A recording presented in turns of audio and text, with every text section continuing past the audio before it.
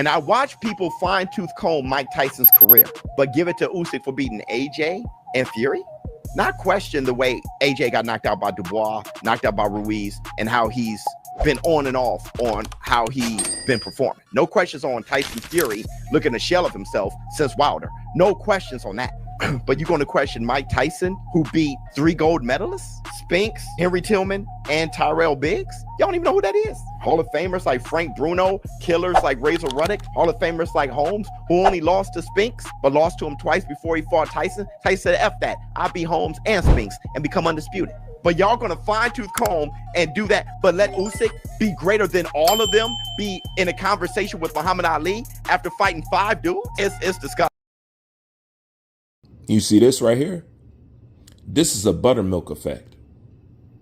He played a direct role in this type of outcome, in this type of disgust that he said that he's feeling right now because of what people's doing. This is the result of Shakur talking about, oh, I think Tyson Fury beat Ali. This is the result of him favoring Tyson Fury over Ali himself. See, this is that buttermilk biscuit thing. And it's just an effect that comes back. See, the reason why this is the perfect case study, every boxing content creator, black boxing content creator, when they buttermilk biscuit it like this, they all, if they're a real boxing fan underneath, they all gonna have the need to say something real sometimes because that's just the way it is and some shit just too outrageous, you know? But what you will find is you create a trap for yourself because nobody on his channel, majority, is going to agree with none of this shit that he just said right here. And that's because that's the way he terraformed it. That's the way he made it. So he created the same people that he complaining about with those type of antics.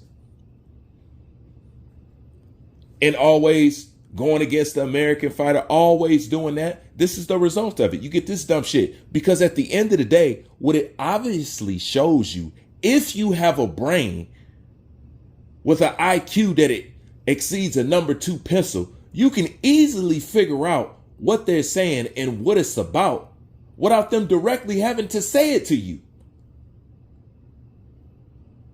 Do you want a perfect example? Nobody can beat this. Nobody. Okay? And this comes in with the Usyk conversation. It's just this simple. How come we always have to come to this Ali conversation every time it's a white fighter? At no other time do we have to discuss when we think a fighter is better than Ali, other than when he is Caucasian. If I am lying, I'm flying. And if you can't admit, you're denying. Facts. Isn't it true? You don't find that? You don't find that suspicious? You don't find that suspicious? Let me stop. It's facts, though. It's facts. There it is, right there. We never had this conversation about anybody else that's of color. Ever. It's always when this factor goes on. Because it's not about the stats and the facts. It's about, I'm white, I'm supposed to be better than you, period, at all times, at all things. That's always supposed to be the perception, even when it's not true. That's what it's about. If that's not what it's about, then tell me how come we always have to have this conversation every time there's a dominant or talented white fighter. There's a one white fighter we haven't had the Ali conversation about. It's so obvious. We always have to have this conversation. Now, obviously, just like I said before, no fighter of today compares to the fighter of yesterday because it's not about seeing the talent. in two fighters and stuff like that. It's about, do you see their competition out there? And let's face it, George Foreman and Joe Frazier alone will blow through this entire roster, and they could do it by themselves, let alone two of them. Facts, bro. You don't compare somebody who comes from the softest and the weakest era in heavyweight history to somebody who was in it at its golden era. That's really where the conversation drops dead. You feel me? There's too much conversation and back and forth. Listen, sometimes people entertain shit that they shouldn't entertain.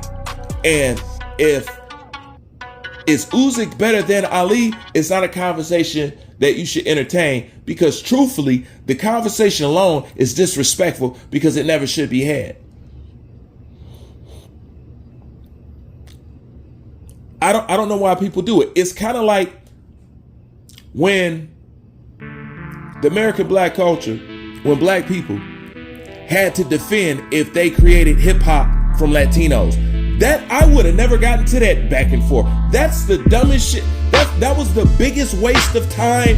Everybody knows, but at the same time, it shows you the level in which people will go to take what you create. And that's really what it's all about. But I got to get into that another fucking day, because that's extremely deep. And I'm backed up on that type of stuff. But yeah. That's what it's about. Point blank, period. They don't have the same rivals. It's not the same time. And yet, every time we run across this good, talented European, Eastern European, Caucasian fighter, we always have to have this. Are they better or on the level of a Muhammad Ali? Now, this is one thing that I'm saying. If that's the case, and if that's how people really feel, and you ain't got to go back and forth with them. If that's how people really feel, tell them, okay, so from now on, the next time you see a talented whatever, I'm expecting you to say, that's the next Alexander Usyk. Don't reach for Ali. But they're not going to want to do that. Because see, it ain't even about that. It's about coming for you and your perception of your strength. That's what it's about. But I guess that's too raw for TV. But as dirty as boxing is, as racist as it is, you mean tell me we can't have this conversation? Bullshit. It's just people that don't want to. That's what it's about. Listen here. And this is what I'm going to end it on. This is facts. Once again, I done already dropped the mic about 3 or 4 times. All right? Listen here. Anytime you get a Caucasian that can do something that minorities or blacks or Hispanics do well in their culture, they will always elevate that white person to the greatest of all times. It's happened in every category, every genre. Okay? You got Eminem. Okay, he's a pretty good rapper. No, he's the greatest of all times. All right. Well, you got Alexander Usyk, you know what I'm saying? I think he's a pretty good, boxer. No, he's the greatest of all times. Okay, well, you got Elvis Presley over here. You know what I'm saying? I think he's pretty good. His music is... No, he's the king of rock and roll. They're always on top. They're always the best. They're always the king. Anytime they can do something that you could do at a mediocre level. That's why black people, y'all got to stop being overly impressed when you see a white person can do something. Basically, if a black person do it, you will walk straight past them. That's how y'all got that Catch Me Outside girl. Do y'all know y'all turned that bitch into a millionaire? Just because she was white and acting black. Yes, I'm going to say y'all. I'm not going to say white America and all I say. I'm going to say y'all, because see, everything has to be stamped through you before it can get pushed through. Even still to this day. And y'all co-sign that shit. And, oh, Bruce, well, how can you relate all this to boxing? And then, wasn't Broner trying to fuck her? Told you, I can connect all the dots, baby. I'm never off track. You know what I'm saying? It's just in your mind. But the bottom line is, you don't compare the weakest era of boxing to the golden era of boxing and saying somebody can beat somebody. On top of that, you've never seen the greatest Ali. On top of that, you don't have his level of competition. His opposition that he beat can blow through all these guys. One of them alone. And we all know that. It wasn't really hard. I'm not saying it wasn't challenging, but it wasn't necessarily difficult to blow through these era of heavyweights. Come on now. Let's just be honest. But nonetheless, that's not nobody trying to take something away from Usyk.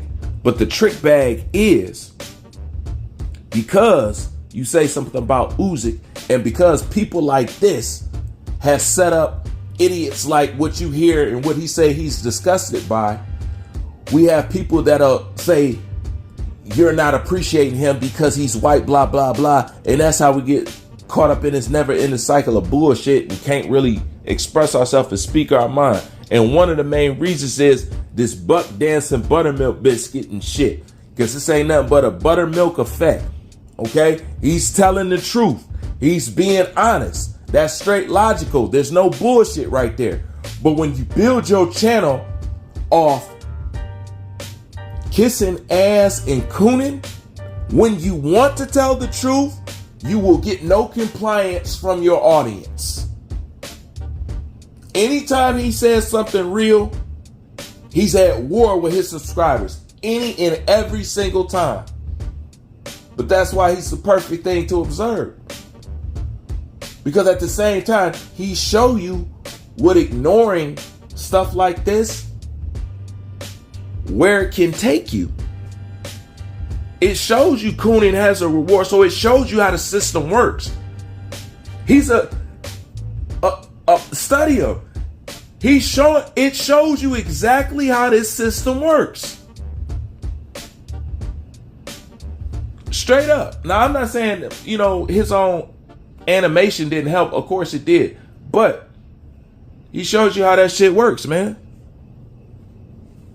Straight up. But we never had this conversation with any black fighters. We always have to have the Ali conversation with white fighters. Once again, mic drop right there. Okay? You don't compare somebody of the weakest era in heavyweight boxing to the golden era. You could drop the mic right there. Okay? You've never seen the best Muhammad Ali. You can drop the mic right there.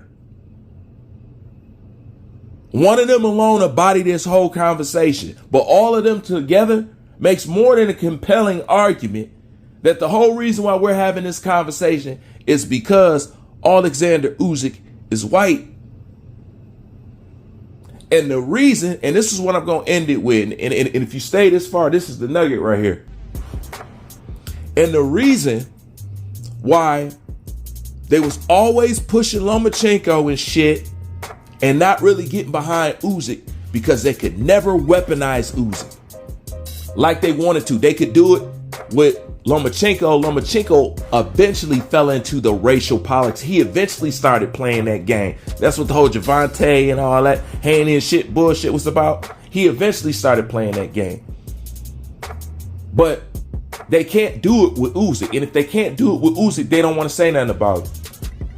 He's been undisputed for a minute. They shouldn't have to wait till he beat Dubois to start this conversation, because they had this conversation when he became undisputed. Why didn't they keep the hype up then? Because he's not something they can weaponize when he gets on camera saying that Terence Crawford is the best fighter. We all know Terence Crawford is the best fighter. You want to know why? Common sense and deductive reasoning. Once again, we gonna mic drop this bitch.